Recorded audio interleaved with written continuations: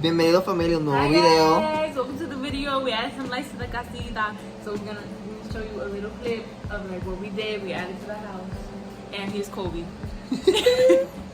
Él está bochornado, bien guillu, ay bendito. Yeah. Nos vemos, corillo. Bueno familia, vamos poniendo estas lucecitas aquí para ver cómo es que se va a ver esto en la noche.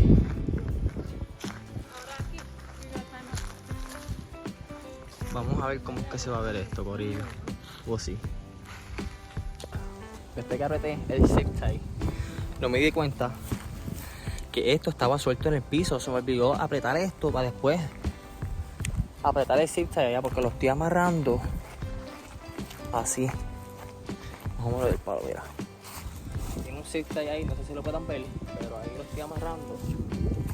Y esto es corta zip tie y pone zip tie porque ay, tuve que reajustar la cosa completa, tuve que cortar un montón de zip ties, pero vamos a ver si lo cortamos. Cogemos uno aquí, diablo, yo creo que me queda uno solamente, literal. Uno. So, vamos a ver si usamos el último zip tie para la última amarradita que tenemos que dar, porque está bien brutal esto, ¿viste? Míralo, eso es lo que estaba haciendo este charlatán, míralo. ¿Qué chulo ese por ahí, ah? Charlatán.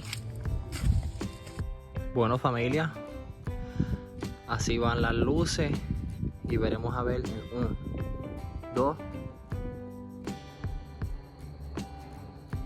Diantre, como quedaron esas luces. Corillo. Compré 100 pies. Y viene pasando. A mí había comprado 100 pies que me llegaron a la misma vez por el Amazon. Pero si no, hubiese sido aquella parte la mitad y no hubiese cobrido todo esto aquí. So,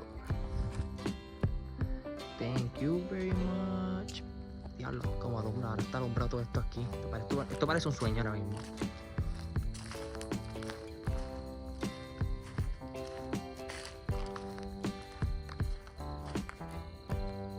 Ahora nos falta la fogatita que está en el garaje y las sillas. Ahorita las pongo para cuando venga Melissa del trabajo comernos algo de la fogatita, hot dogcito, lo que sea, whatever, o un marshmallow con chocolate. Pero una corrida así se ve.